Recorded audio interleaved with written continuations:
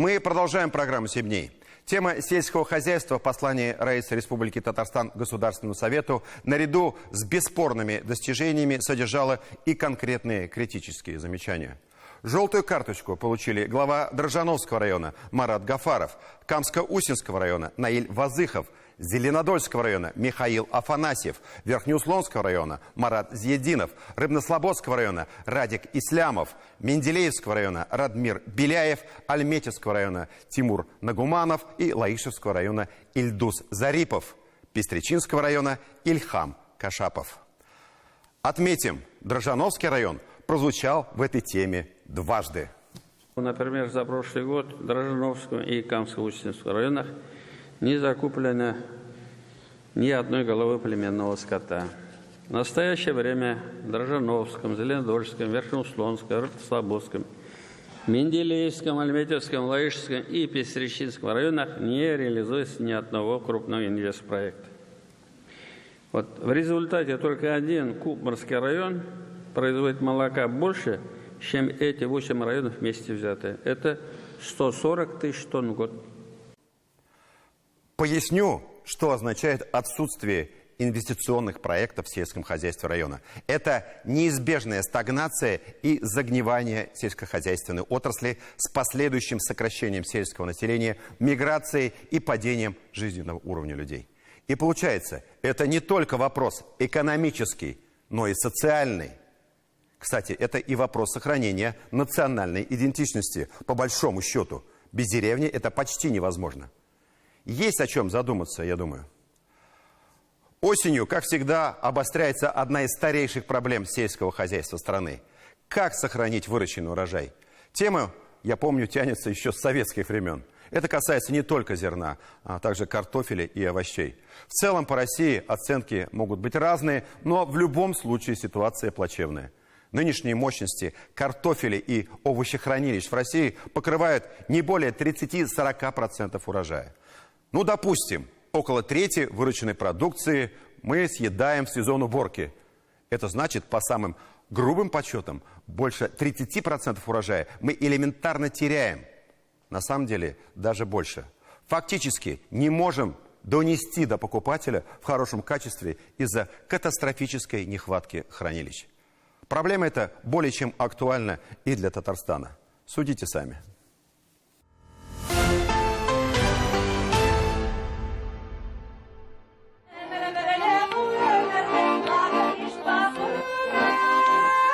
Сельскохозяйственные ярмарки – самый удобный и практичный способ для одних продать свой богатый урожай, для других закупиться по оптимальным ценам и качеству. Жалко только, что такие ярмарки нельзя растянуть на каждый день и целый год.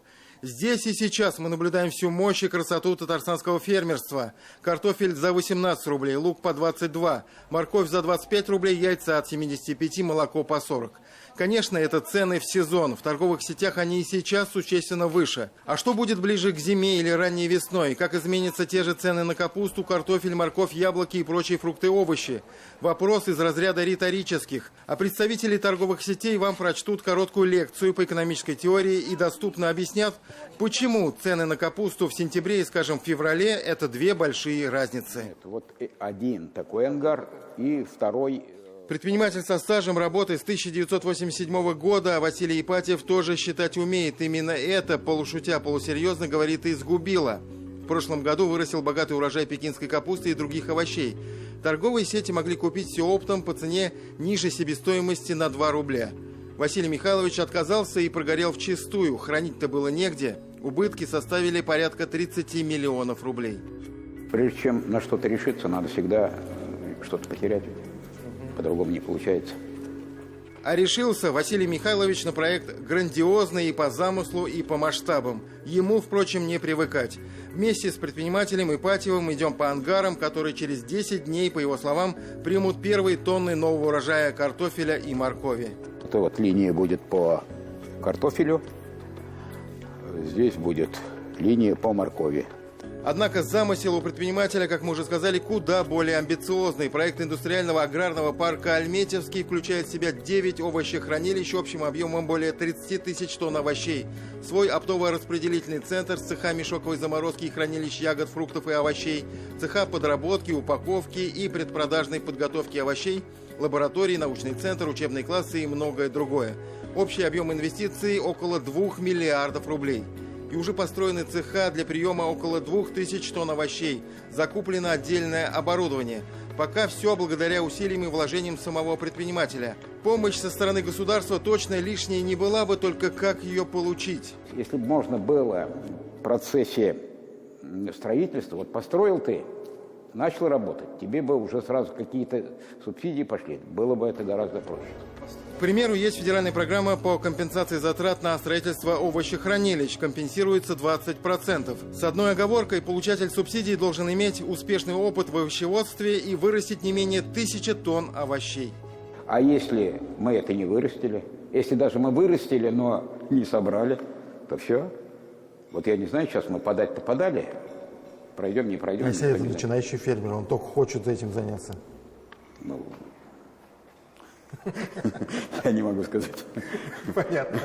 Те, кто только начинают, как я говорю, они вряд ли пойдут строить овощехранилища сразу многомиллионные. Получается, пример предпринимателя Ипатьева просто не вписывается в привычную российскую и татарстанскую практику. Хотя объективности ради в республике с этого года предусмотрен широкий набор инструментов поддержки для тех, кто занимается овощеводством. Из федерального бюджета компенсируется 20%, и к этим 20 еще из республики мы 30 добавляем. Я понял, 50. 50. Это вот одна программа. Вторая программа, это чисто из бюджета республики. Те, кто менее 1000 тонн, могут 30% получить только из бюджета республики.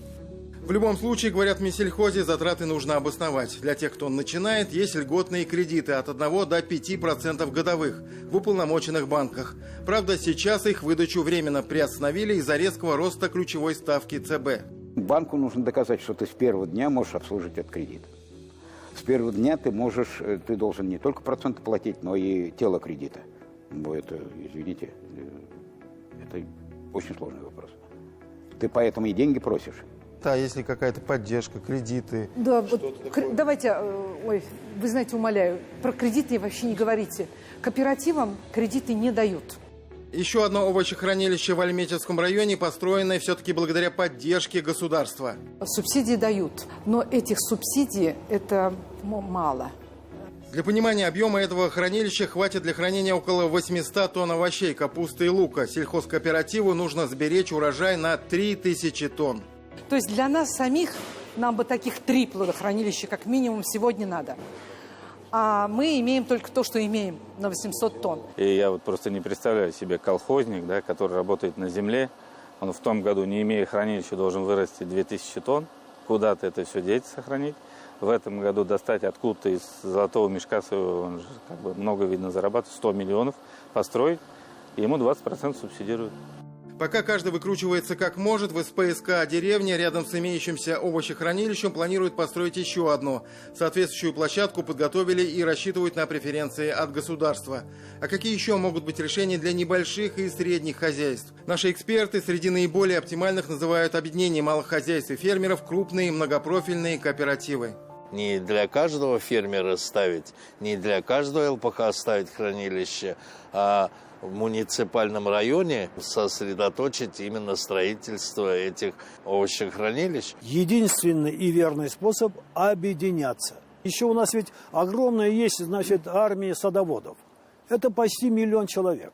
Они столько производят овощей. Это же экологически чистые овощи, экологически чистые фрукты. Нам это у нас, понимаете, это не иначе, это целина как.